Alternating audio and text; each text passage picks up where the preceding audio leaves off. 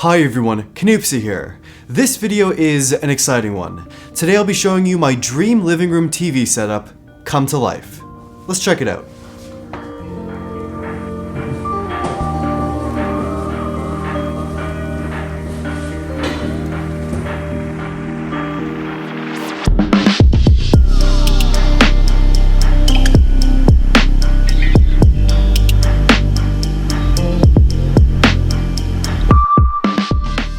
Okay, so I partnered with my friends at Samsung to make this setup happen. They're sponsoring this video, and they sent over the new 65-inch QN800A Neo QLED 8K TV. But all thoughts on this TV are my own, based on my own personal experiences over the last few weeks. You may have seen a very rough plan of this setup on my channel a few months ago in a previous video, but this is the final finished setup, and I'm incredibly happy with it. Now first up, the actual space where this whole setup is in. It's in a minimal, industrial, beautiful loft. We have stark, clean white walls, concrete flooring, adjustable row lighting on the roof, a skylight, gorgeous abstract art pieces from Toronto artist Fleming, and it's a beautifully simple space that brings the TV and the whole setup into the center focus of the room.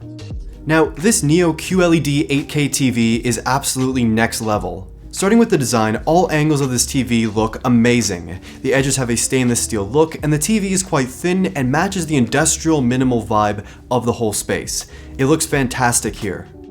Up close, the TV's infinity screen, as Samsung calls it, has surprisingly thin bezels all around the screen, and from a distance, they look basically non-existent, like the image is just painted on the screen and floating. And you can use a TV on the included footstand that comes in the box, that's pretty traditional, or mount it to the wall very easily as well. But I opted for Samsung's Studio Stand for a much more unique look and to avoid having a large entertainment unit in the space. The Studio Stand kind of looks like an art easel, and the TV itself is, well, the piece of art. And to avoid cable clutter, the TV has Samsung's One Connect box, a separate box with all the ports away from the TV. All the cables can be plugged into this box, and for this setup, it's mounted to the wall behind the TV. We've also done some clever cable management to make the TV look basically cable-free from all angles. Now, talking about the actual display on the TV, it's, well, incredible.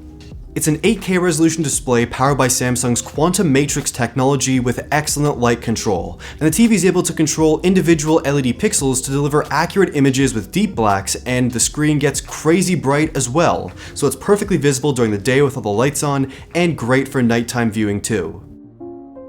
And the Neo Quantum Processor 8K ensures that everything on screen is crisp and clear at all times. From 1080p to 4K up to 8K, everything looks great on this panel, as the TV can actually intelligently upscale and refine images using AI.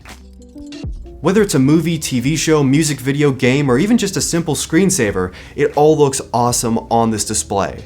And with Samsung's Quantum HDR32X, you get beautifully vibrant colors, detail, and brightness with HDR10+. Watching HDR content on this TV is a truly wonderful experience. So with all these features and specifications, the TV will look great today, tomorrow, and well into the future.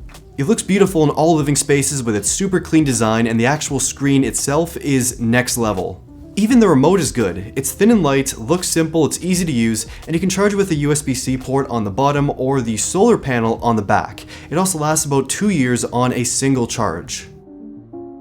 Now on the floor next to the TV, I have an Xbox Series X wrapped in a white D-brand skin, and it looks super clean. It's kind of a combination of the Series S and the Series X, with the Series S's color and the Series X's design, of course. And when the TV's paired up with the Series X, a game bar pops up at the bottom of the screen and lets you control various settings for the best looking gaming experience. You can adjust the aspect ratio to even ultra-wide ratios, and you can adjust the screen position and more quite easily.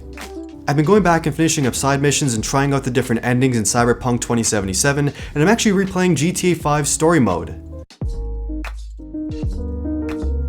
On the other side of the Xbox, we have the audio situation for this setup. Now, the TV itself has pretty good speakers on the back, but I went with Samsung's Q800A soundbar and subwoofer combo, and I'm using this setup in conjunction with the TV speakers for an even richer sound.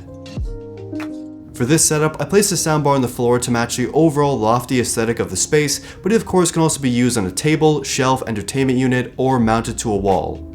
And this audio setup doesn't disappoint. The sound coming from this pair is insane. It's certified Dolby Atmos, DTS:X 3.12 channel, and using Samsung's SpaceFit sound technology to adjust the sound of the audio to better match the living room space, and it sounds amazing. It fills the room with rich, loud, warm, clear audio with excellent bass coming from the subwoofer. I've used this setup for movies, games, listening to music, and everything sounds great. You can plug the speaker directly into the TV for a wired connection, AirPlay content to the speaker, use Bluetooth, or use Wi-Fi like I've done for a much cleaner, kind of cable-free setup while still having a near one-to-one audio sync wirelessly. Now for the rest of the setup, we of course have this classic dirt bike in the back, and you can't miss it. It's one of my favorite parts of this entire setup. Akira is one of my favorite movies ever, and this bike has some heavy Akira bike vibes, so it's sort of a tribute, and I love this thing. For seating, I've gone with the classic Wassily Chair by Marcel Breuer, originally designed in the mid-1920s, and it's been in production ever since. This is truly one of the most iconic chair designs really ever. My unit has been through a lot of life, but still has the beautifully classic Wassily silhouette, and it's pretty comfy and sturdy, with the stainless steel tubular frame and leather slings. On the floor, there's one of the curved CD rugs by Toronto creative Sean Brown to add a bit of a cozier feel to the space. We also have this small vintage space-age Trico drawer unit from the 1970s designed by Giovanni Marr up against the wall over here with one of my favorite design books up top detailing the Bauhaus movement. And for being a nearly 50-year-old drawer unit, this thing still looks pretty good today, and design-wise, it still holds up quite well. It's also a good place to hold some snacks. So this has been a look at my dream living room TV setup brought to life. A beautifully minimal loft space, incredible versatile TV, excellent speaker setup, some of my favorite art and furniture pieces. I am so happy to have made this living room setup finally into a reality. Huge thanks once again to Samsung for sending out this Neo QLED 8K TV and for sponsoring this video, and I'll leave a link in the description down below to this amazing TV if you want to check it out for yourself. Also, let me know in the comments down below your thoughts on this TV living room setup. What do you like? What do you hate? What should I change? Let me know in the comments down below. Like the video if you liked it, subscribe, and thank you for watching.